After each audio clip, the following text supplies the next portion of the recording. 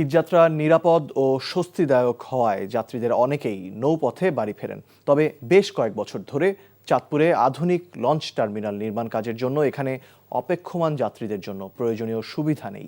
বিশ্রামাগার, যাত্রী ছাউনি ও টয়লেটের অভাবে দুর্ভোগ পোহাতে হয় যাত্রীদের। এসব বিবেচনায় ঈদে ঘরমুখো যাত্রীদের যাতায়াত নির্বিঘ্ন করতে প্রস্তুত হচ্ছে চাঁদপুর লঞ্চ টার্মিনাল। চাঁদপুর থেকে শরীফুল ইসলামের পাঠানো রিপোর্ট।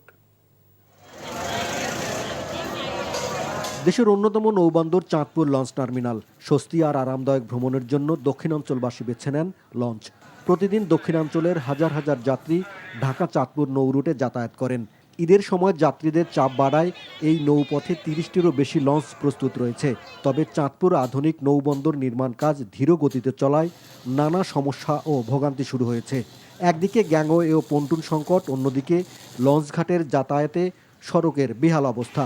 প্রবেশপথে সড়কটিতে তৈরি হয়েছে বড় বড় গর্ত। ঝুঁকি আর ভোগান্তি নিয়ে এখন যাতায়াত করতে হচ্ছে চাঁদপুর লঞ্চঘাটে।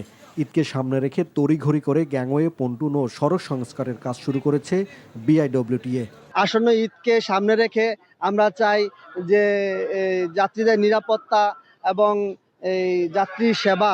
লঞ্চঘাটের যাত্রী ছাউনিটা দরকার, এরপর মা বোনদের বসার যে একটা ব্যবস্থা দরকার, এই ব্যবস্থাটা নাই। ঘরমুখো মানুষের যাতায়াত নির্বিঘ্ন করতে চাঁদপুর লঞ্চ টার্মিনালে নৌপুলিশ, কোস্টগার্ড, ফায়ার সার্ভিস ও বিআইডব্লিউটিএ নজরদারি শুরু করেছে। যাত্রীরা যেন সহজে আমাদের পন্টুনে ওঠানামা করতে পারে, আমরা সার্বক্ষণিক এখানে নিয়োজিত আছি এবং কোনো ধরনের নৌযান ডুবি যে কোনো ধরনের নৌযান ডুবিতে আমরা সর্বদা প্রস্তুত রয়েছি। এদিকে ঈদকে ঘিরে চাঁদপুর লঞ্চ টার্মিনালে তৈরি করা হয়েছে অস্থায়ী কন্ট্রোল রুম। ঘরমুখো মানুষ তারা সুন্দরভাবে লঞ্চে আরোহণ করতে পারে সে ব্যাপারে আমাদের লঞ্চ ঘাটের প্রস্তুতি প্রায় শেষ, জেটির কাজও শেষ।